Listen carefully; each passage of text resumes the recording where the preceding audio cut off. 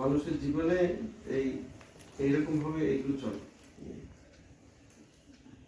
মা সেই জন্য বলছেন এই ফুলকে নাড়তে চাড়তে থাকে, এগুলো আছে, আগেও ছিল, এখনো আছে, ভবিষ্যতেও থাকবে, কিন্তু এগুলো আমাদের জীবনে আমরা সেটা কার্যকরী করিনি। সেটা কার্যকরী করিনি, কোনোভাবে হয়েছে, কার্যকরী হয়নি। এখন যখন জানতে পেরেছি, তো এখন আমি এটাকে আমার জীবনে কার্যকরী করার চেষ্টা করব। এবং এই চর্চা দেখবেন কোনো মানুষের কাছে, কালকে আমি একজনের কাছে গেছিলাম LIC-তে, এই সন্ধ্যেবেলায় গেছিলাম। তো তাদের 6টা বেজে গেছে, তারপর তাদের ভিডিও কনফারেন্সিং ছিল, তারপরে আমার সঙ্গে দেখা হয়েছে 7:45 সময়। তা বলছেন যে দেখুন মহারাজ, আমরা এখনো অফিস করছি, লোকের তো ভাবে কি কাজ হচ্ছে। আমি দেখলাম ভদ্রলোক খুব ক্লান্ত দেখাচ্ছিল। তারপরে অনেকক্ষণ ধরে আমার সঙ্গে কথা হলো, আমি আরেকজন ছিল, তারপরে দেখুন তার মনের ভাবটা অনেকটা চেঞ্জ হয়ে গেছে।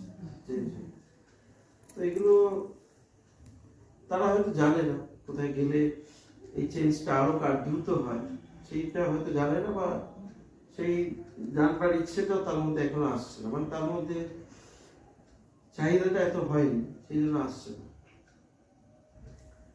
আর চাহিদা হওয়াটা, মানে চাহিদা না হলো, আমাদের তো খিদে না পেলেও আমরা তো খাই, নিয়ম করা আছে, দিনে 4 বার খাওয়া হবে, সকালবেলা ব্রেকফাস্ট খাওয়া হবে, দুপুরে খাওয়া হবে। খিদে যে সবসময় খুব পায় তা না, কিন্তু খেয়ে নিই কেন, ওই সময় খাওয়ার তো টাইম হয়ে গেছে, ঘন্টা পড়ে গেছে বা একটা টাইম হয়েছে, খেতে হবে, খেয়ে নিই। তো সেরকম চাহিদা হলেই আমি চাহিদাগুলো পূরণ করবার মতো মানসিকতা হবে। তা না করে আমি যদি আগে থেকেই ব্যাপারটা শুরু করে দিই, চাহিদা আমার মধ্যে কিছু নেই, কিন্তু তাও আমি মনে করেছি যে না, তাকে জানতে হবে, তাকে বুঝতে হবে। এইটার মধ্যে একটা এটা আছে যে যাদের ভিতরে এটা আসে, চাহিদা না থাকতেই ভিতরে যেন একটা চাহিদা তৈরি হয়ে গেল, এবং সেই মতো তারা কাজ শুরু করে।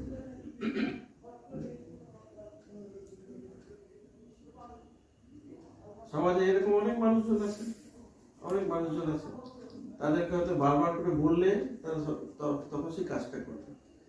আরেকজন আছে বারবার করে বলতে হবে না, একবার বলা হয়ে গেছে, বাস সে সেটা ঠিক মতো করছে। তারপরে কি, তারপরে ও ওই যে একবার বলেছে ওতেই হয়েছে যে না, এটাকে আমাকে, এটা আমার একটা আছে, আমার একটা ডিউটি আছে, কর্তব্য আছে, এটা করবো। তা এইভাবে ভগবানের সঙ্গে এরকম ভাবে একটা যদি সম্পর্ক তৈরি করা যায়। আমাদের দুর্গাপুরে এরকম একটা পাঠচক্র আছে, সারদা শীষ বলে, ওই সিটি সেন্টার, সেখানে তাদের বাড়ির 2টো ছেলেই ওই অটিজম, তারা স্বাভাবিক নয়।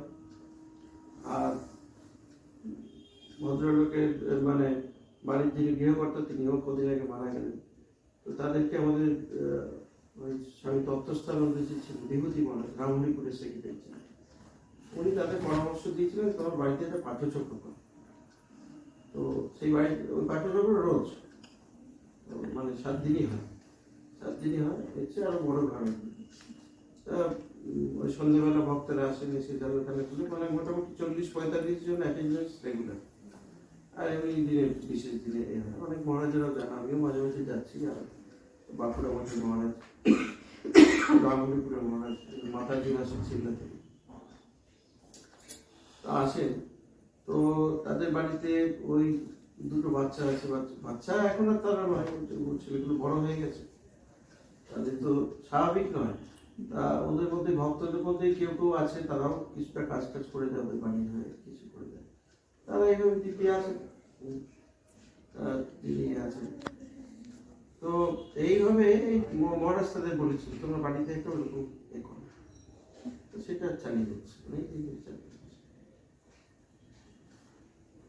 তো এইভাবে ভগবানের সাথে একটা যোগসূত্র তৈরি করতে হবে। তাতে হয়তো কেউ কিছু বলবে হয়তো, কখনো যে কেউ কিছু বলবে না তা নয়, সেদিকে আমার মন থাকবে না, আমার মন ঠাকুরের দিকেই থাকবে। তো তাতে দেখবেন যে ওই বিরুদ্ধ এইগুলো ভাবগুলো দেখবেন আস্তে আস্তে চলে গেছে, বিরুদ্ধ ভাবগুলো চলে গেছে।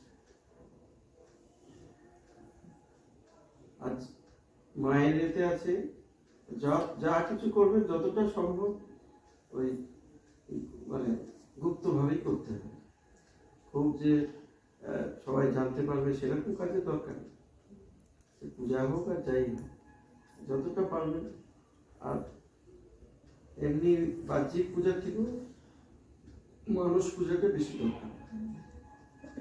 আমাদের রঙ্গনাথানন্দ মহারাজ, উনি তো এত বেদান্তের ছিলেন, প্রবক্তা ছিলেন।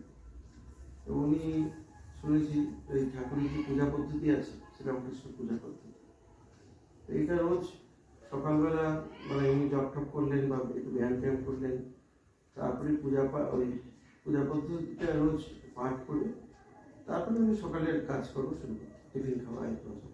তার আগে এইগুলো আর হয়ে যেত।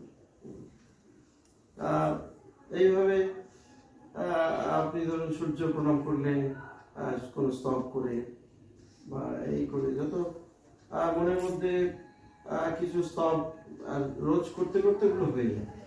ঠাকুরের ধ্যান মন্ত্র, মায়ের ধ্যান মন্ত্র, স্বামীজির ধ্যান মন্ত্র, তারপরে সপার্শ্বর শ্রীরামকৃষ্ণ স্তোত্র, আরও যত স্তোত্র আছে যতটা সম্ভব সেগুলো মনের মধ্যে গুনগুন করে আপনি গান না, তাই গানের কাজকর্ম করবেন, তাতে কে আপনাকে কি বাধা দেবে?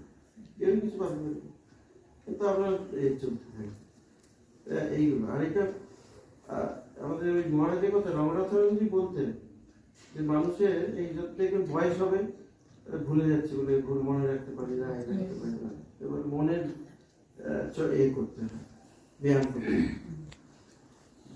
শরীরের জন্য যেন ব্যায়াম লাগে, মনেরও ব্যায়াম লাগে, একটু পড়ার অভ্যাস করা, একটু এ করা, বা ওই যেগুলো ওই স্তোত্র যেগুলো আছে মনের মধ্যে রাখা। এইভাবে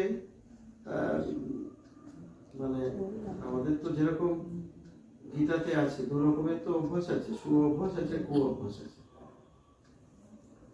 কু অভ্যাস আমাকে অনেক করেছে, তারিখ করেছে, কিন্তু সু অভ্যাস সেগুলোকে করতে হবে, সেগুলো করতে হবে।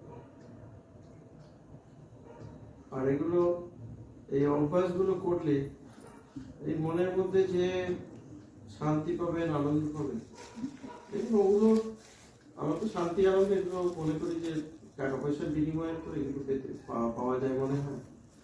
তো তারপরে দেখা যায় যে এইসবের দ্বারা শান্তি আনন্দ অনেক বেশি প্রয়োজন। কথার ভিতরে দেখুন ঠাকুর তো অনেক কিছুই বলছেন। প্রহ্লাদ আছে, প্রহ্লাদকে ঠাকুর বলছেন কিছু বর্ণ, বর কিছু লাগবে না, তারা তো সুখদেব প্রহ্লাদ এদের তো একটা অন্য থাকে মানুষ, ঠিক আছে। তখন প্রহ্লাদ বললেন তাহলে এই বর দাও যেন আমাদের যারা কষ্ট দিয়েছে তাদের যেন কোনো না পাপ না, এই বরটা। ভাবুন যে এই বর কি আমরা করতে পারি? সত্যি সত্যি কি ভগবানের কাছে এই কথা বলতে পারি?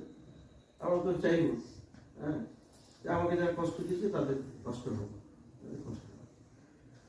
কিন্তু ওটা ওই ধরনের ওই যে বেদান্ত পদ্ধতি, বেদান্ত এতে যে আমার মা বলছেন আমার মধ্যে যিনি ধ্যান করতে করতে দেখবে আমার মধ্যে যিনি, তোমার মধ্যে তিনি, দূরে বাড়তি দম এত সবার মধ্যে তিনি একই ভগবান সবার মধ্যে আছেন। তাহলে আমারই ভগবান তো আরেকজনের শরীরেও আছে, তাহলে সে কষ্ট পাচ্ছে মানে আমার ভগবান কষ্ট পাচ্ছে, এই ভাবনাটা। এগুলো সেভাবে দেখলে অনেক অনেক উঁচু দর্শনের কথা, কিন্তু অনেক উঁচু দর্শন না। হ্যাঁ, এইটা স্বামীজি এসেছেন এই কথা বলতে, যে আমাদের বা মাও সেটা জীবন দিয়ে দেখিয়েছে যে আমাদের এই দুটো জীবন পার্থক্য কিছু না। মানে আমরা থাকে না যারা খ্রিস্টান থাকে শুক্রবার করে চার্চে যাবে, সপ্তাহে একদিন করে চার্চে যাবে, ওই দিন গিয়ে ওরা করবে, যীশু খ্রিস্ট সামনে শপথ করবে, এই করবে, সপ্তাহে যা পাপ আছে সব এই করে নাও, খনন করো, আমাকে ভালো করে দাও, এসব বললে তো।